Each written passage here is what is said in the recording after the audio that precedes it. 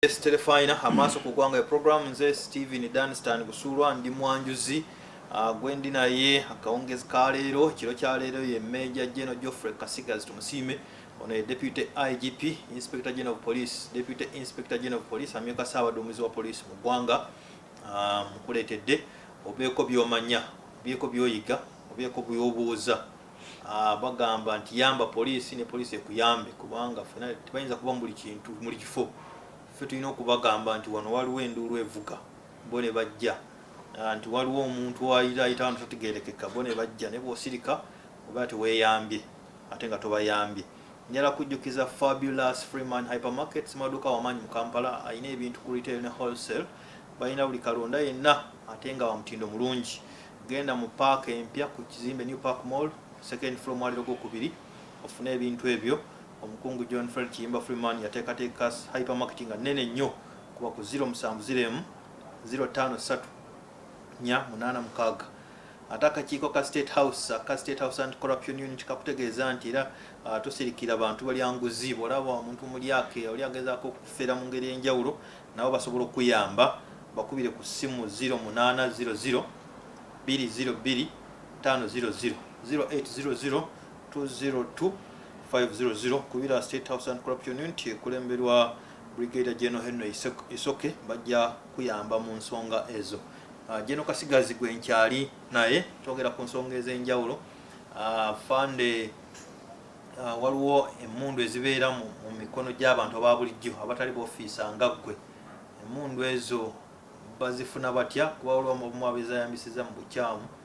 olumu wa traffic oli abamuyimiriza ogenda okulaba nga ayambadde nga zikusuulwa nga gagwani najjayo pistol naye kozesa mu ngeri ezitali za vunaanyizibwa naye mitendera ky'omuntu gyayeyambisa okufuna ebyokulwanyisa ng'ebyo era alina kubyeyambisa atya. Yes, abantu webali naye ate bw'aba akola tuba tujja kumukwata bukwasi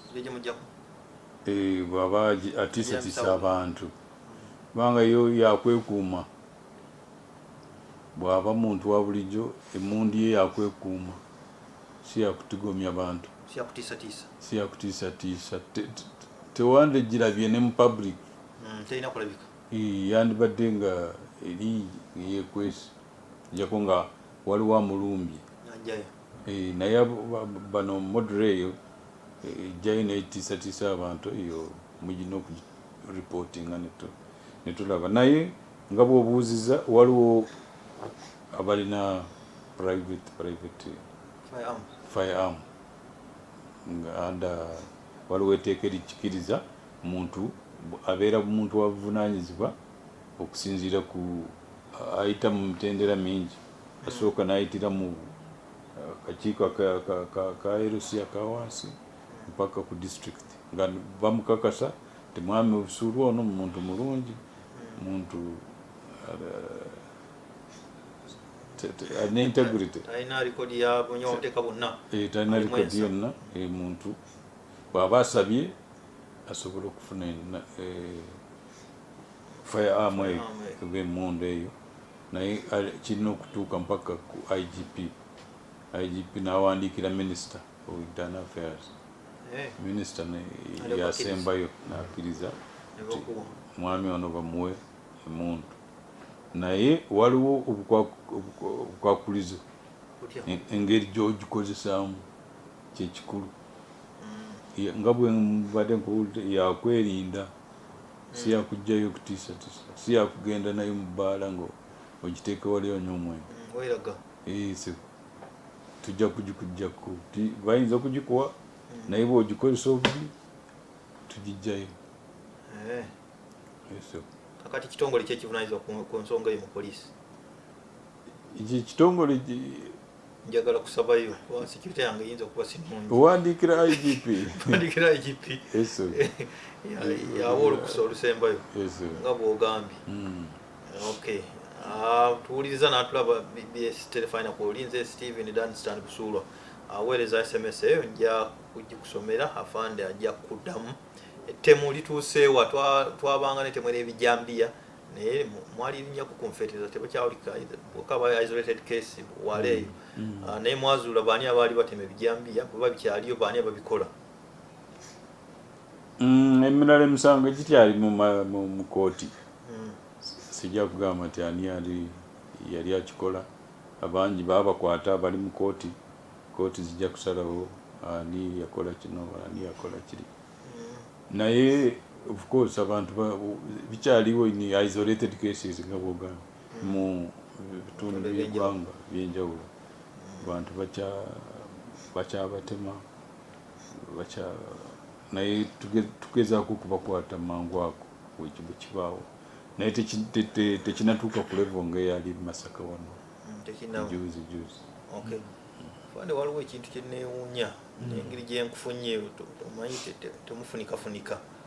mugenda ne musindika betwayogeddeko aba FFU waliwo okwekalakaasa mu paaka enkadde embeera ekaayi bagenze n'emmundu mu furakasi eyo oba mu kukakkanya owa poliisi n'akuba omwekalakaasi essasi ate ntuwulira enkeera nga PR agamba twakutowa poliisi waffe private Busuula Stephen yakubye omuntu essasi kakati oyo mubamu omundu mwamuwadde yaki ali mbekalakaasi akubye omuntu afudde oba tafudde ate nemukwata kati omugaso gw'emundu guba gwaki aba akoze ekyamweseze emundu emundu siyakukuba nga bw'oyagala emundu eno tugisomerera ebiseera bingi olina okugisoma olina okugyetegereza olina okumanya biseera ki ddi lw'ofulumya esasi ddi bw'ogikozesa ddi bw'ofulumya esasi eritta omuntu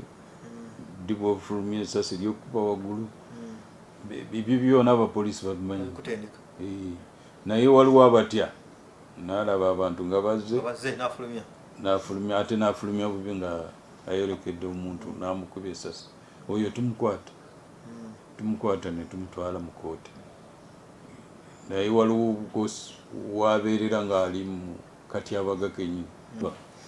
abantu bonna batuyambe first of all security ya buli omu gwalina amayumba gopangisa tokkiriza bamenyi b'amateeka okugabeeramu ng'obamanyi hoteli zingezo emmotoka zino ezitwala zizi taxis abalala bazikozesa kiro okubba abantu nga driver akimanyi ne conductor akimanyi nga gwe balinamu abba abantu naye tebamutubulira abapoliisi kati ebyo byonna bireeta obumenyi bw'amateeka kweyongera mu Uganda so kyensuubira nti singa bonna bavaayo buli omu n'akola kyasobola obumenyi bw'amateeka buno bukozesebwa twandibadde tubukendeeza nnyo okusingawo so bajje batuyambe naffe tubayambe nga kitale kya Right Honorable Jacob Lokoli ulanya kuzika kwa Lwakutaano ebyokwerinda binaaba taiti guruguru omoro n'ebitundu ebiriraanye kubanga abantu bangi bagijja kuzika Right Honorable Speaker former ebitongole byonna ebyokwerinda biri bulindaala bibadde bulindaala kuva tubadde tukuuma emuyenga mu maka ge abantu baffe already bali omoro mu kyalo kulaba nti tewabaawo ekibi ekibaawo kuva wano kuva mu palamenti ebyokwerinda biri gulugulu abantu tebeeraliikirira naye gwe munnayuganda beera bulindaala okuripootinga kyolaba nti tekigenda bulungi kiyinza okutuviiramu ekizibu ripootinga naye tuli bulindaala okulaba nti tewaawo kizibu wonna kyensembyayo kakana kasembayo oyogedde ku hoteri tubayambe mu security abantu ba bulijjo ogenda ku hoteri somero supermarket nosanga akapande ovuga motoka nosanga akapande park ate on risk ate ngenze ku hoteri iyo ate kutunda mmere aba ngenze mu supermarket ekyo mu security kikola kitya okiwako magezi kinti teeka emotoka yo ku bululwo kitegeeza tebinkwatako yadde goze kulya cyayi kunywa cyayi wange naye ebirala bibyo nekyo abamu bakiteekako lwakuavoidinga responsibility gwe bwoba olina ekifu ng'abantu bajjamu olina okuteekinga responsibility okulaba nti bakuumibwa bulungi naye bakiteekako actually tekirina makulu kubanga bw'ojja n'opaakinga awo emmotoka ne bagibbirawo alina responsibility ku mmotoka eyo kubanga ekifo ekyo kiri private tekikyali public nti abalala bayinza okukirabira naye private place gwe nannyini kifo olina obuvunaanyizibwa okulaba nti abajjewo bakuumibwa bulungi so baleme okubalimbalimba balina gwe bakubbirawo obuvunaanyizibwa bwabwe afande tunula mu kamera obuulira abantu bigambo byagala okusembyayo butonotono wasiibule